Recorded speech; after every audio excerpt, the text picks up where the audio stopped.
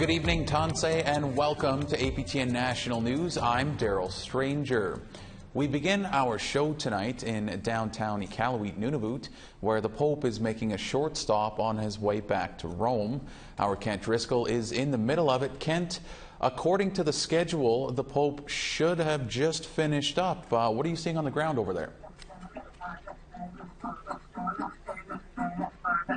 What I'm seeing on the ground, Daryl, is that the Pope is just starting up.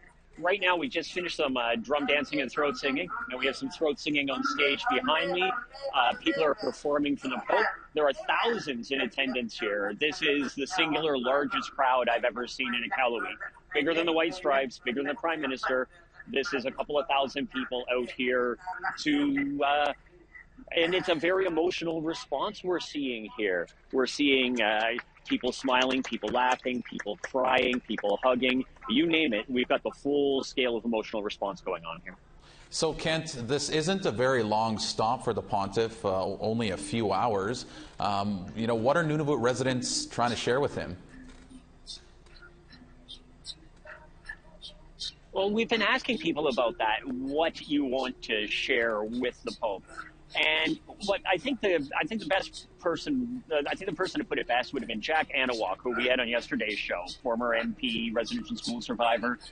His hope was that everyone would leave here feeling lighter, was the way he phrased it. And from talking to the attendees, that seems to be the general hope. Now, there are people here who aren't pleased with the Pope, but even those who are protesting, they're doing so silently with signs in the air. It's a very, very Nunavut kind of gathering. Even if you disagree with the person, you're not going to disrupt the show for everybody else. Now, Kent, some Inuits have asked the Catholic Church to intervene in the case of Johannes Revoir, an Oblate priest accused of sexually assaulting children in Nunavut. Have you heard anything on that topic while the Pope is there? Well, I know that Pita Ilnik, who has been one of the people really leading the push for the Vatican to acknowledge that particular priest, he had 5 minutes booked with the Pope today. I think it's coming just after this, but it might have been before. He also spoke with the Premier, President of NTI. There are any number of Inuit here who can make the case to the Pontiff about sending Johannes Revoir back to Canada. All right, Kent, we'll have to leave it there. We're running short on time here, but certainly appreciate the update, and we'll have plenty more coverage from you next week from the Pope's visit in Iqaluit. Koyanamik, we're going to enjoy the throat singing. Back to you in Winnipeg.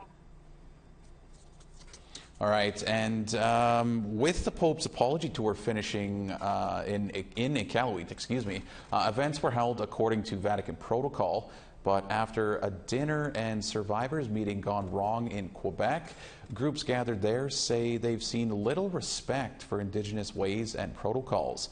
Lindsay Richardson explains. It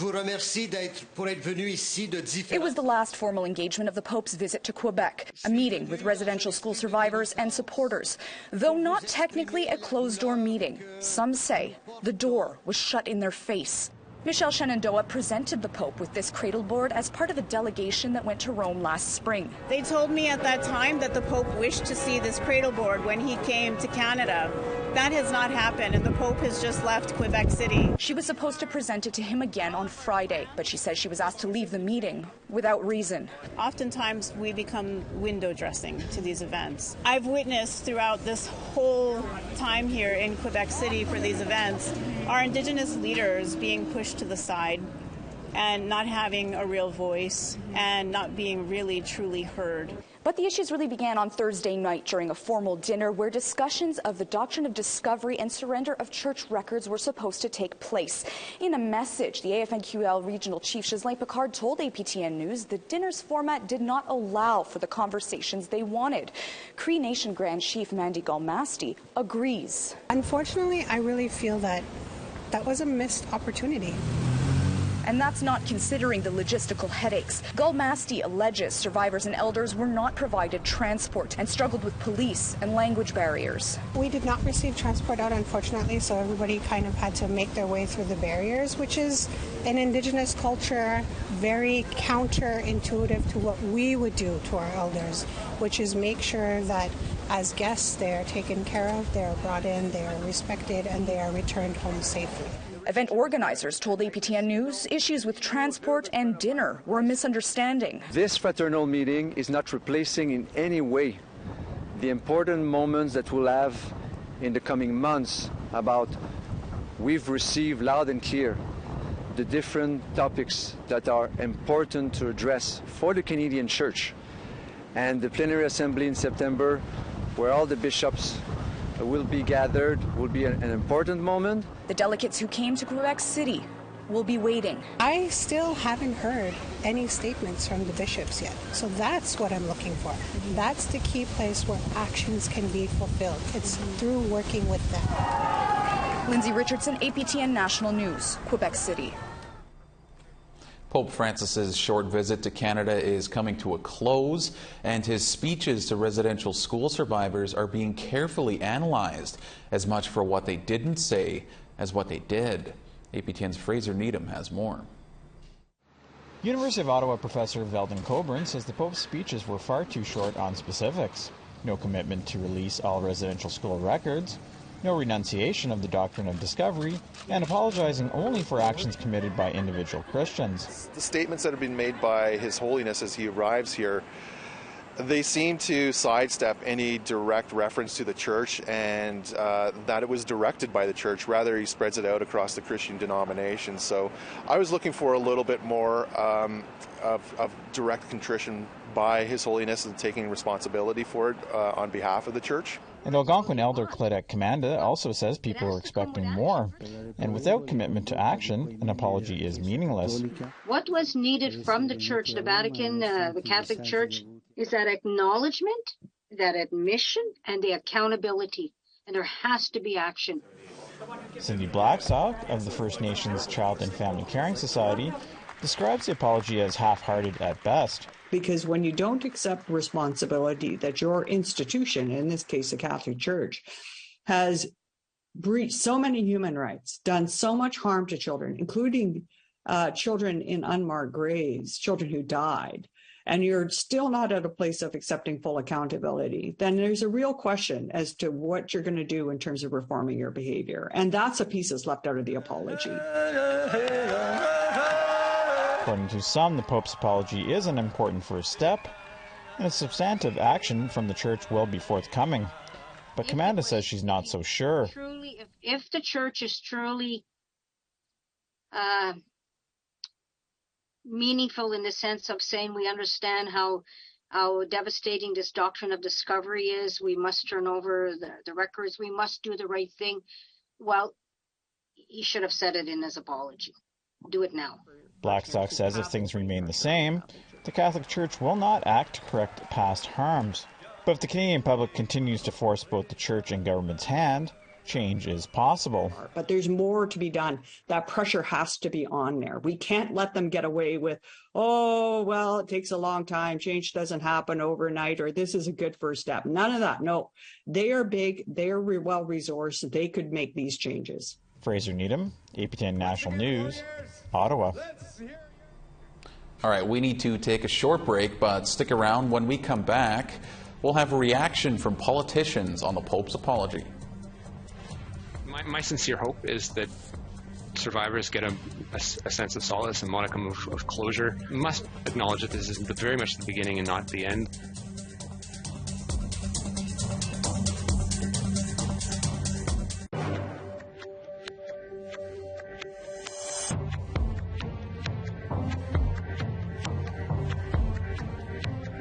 Welcome back to APTN National News.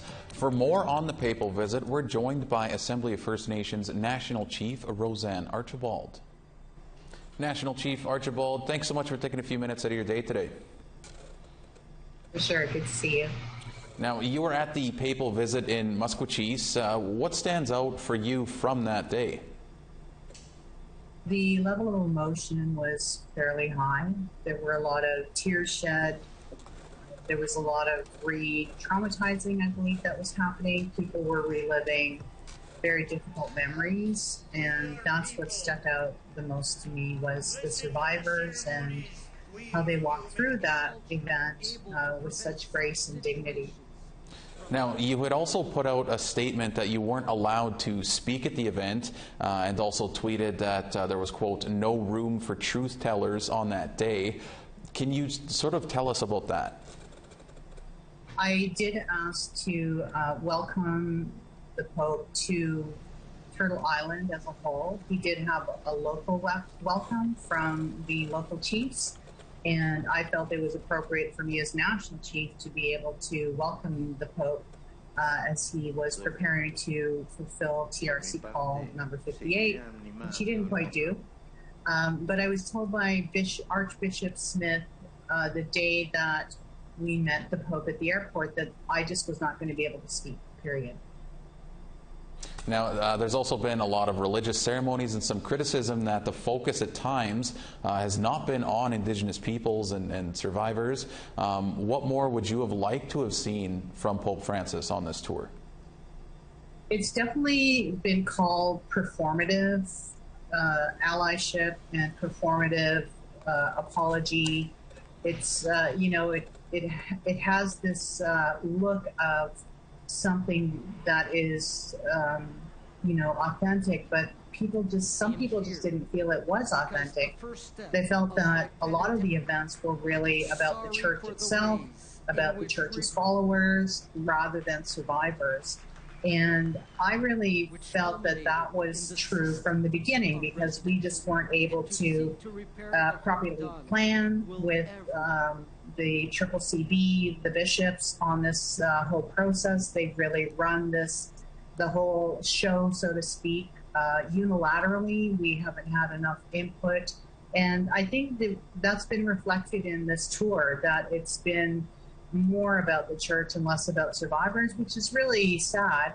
At the same time, they did get to hear the Pope say, "I am deeply sorry," and did get that acknowledgement, even just the other day in Quebec, that, sexual abuse did occur in these institutions.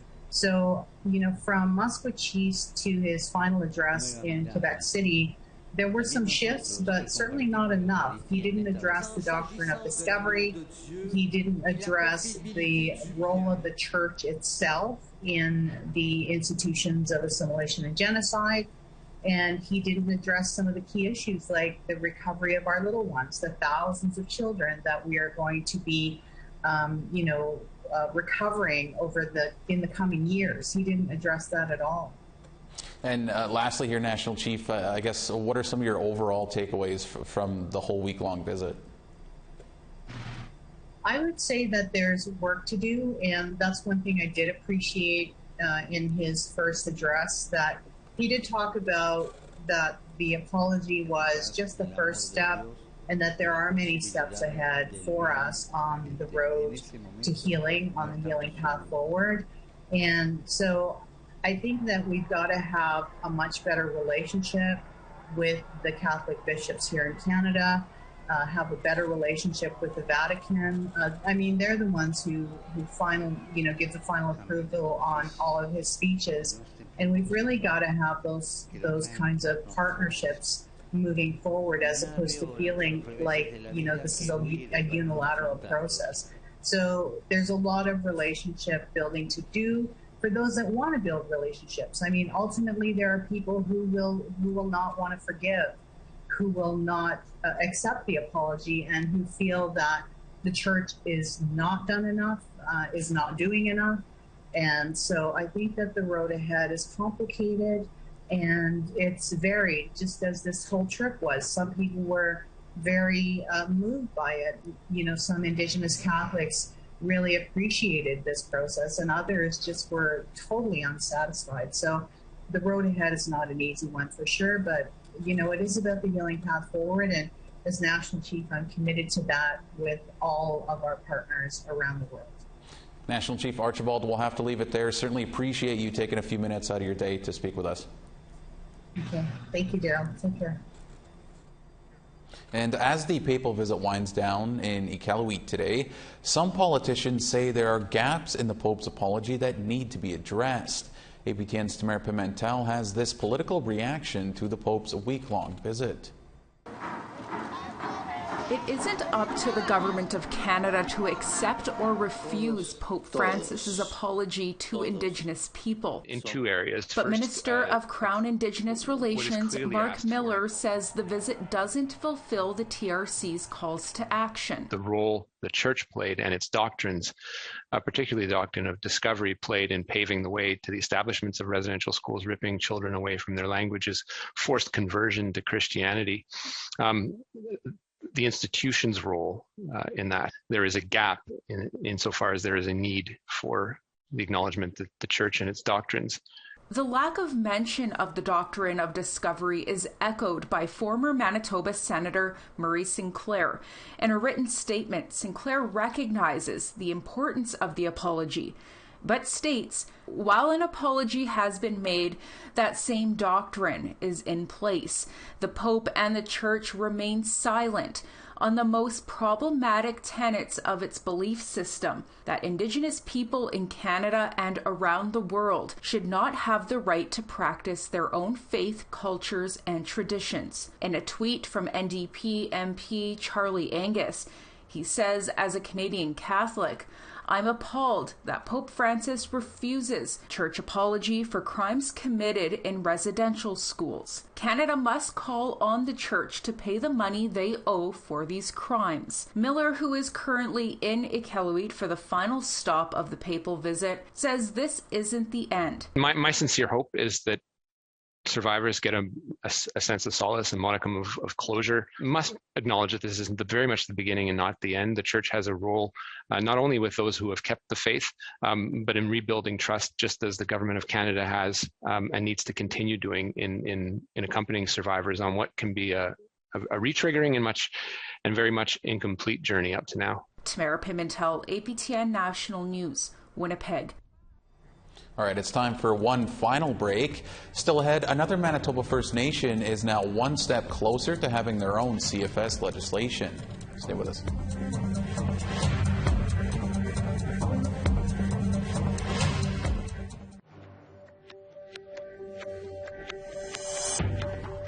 Welcome back. It's time now for our photo of the day. Irene shared this great shot of Catwa Falls located in Alberta. That is such a stunning photo. Look at the waterfall and those mountains in the background. Thank you for sharing, Irene. And if you want to be featured as our photo of the day, whether it's one of your community, nature, family, or friends, send us your great shots to share@aptn.ca along with the location, description, and name. Now let's take a look at tomorrow's weather forecast. We start over in the east, 24 in rain in Charlottetown and 27 in rain in Fredericton. 21 degrees and rain in Happy Valley, Goose Bay, and 20 in rain in Cartwright. 27 in a mix of sun and cloud in Montreal, and 25 in rain in Val-d'Or. 28 in Windsor and 26 in North Bay. 29 and clear in Thunder Bay, and 28 and clear in Sioux Lookout. 17 and a mix of sun and cloud in Churchill, and 22 in Norway House. 25 and some rain in Barons River, and 30 in sun in Winnipeg. 34 and a mix of sun and cloud in Estevan, and 25 in North Battleford.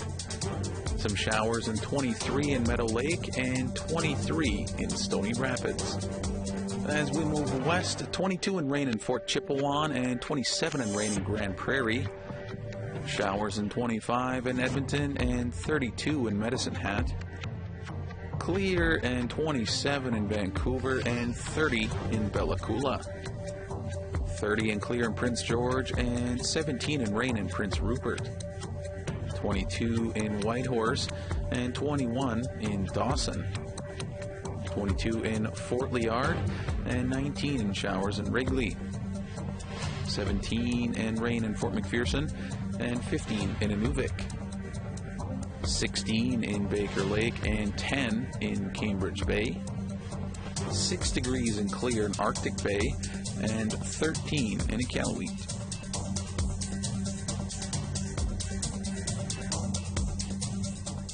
Another Manitoba First Nation is now one step closer to having their own CFS legislation. The Sioux Valley Dakota Nation's Child and Family Services Agency has been mandated by the province as a CFS agency. Here's that story. The Sioux Valley Dakota Nation's community agency, Dakota Tiwahe Services, is officially a CFS agency. Under the provincial mandate, Dakota Tiwahe Services will provide CFS services to Sioux Valley Dakota members and families both on and off reserve across Manitoba. We're infusing our program and services with culture, language, protocols that are unique to the Dakota people. We are very unique in that, we have never signed a treaty.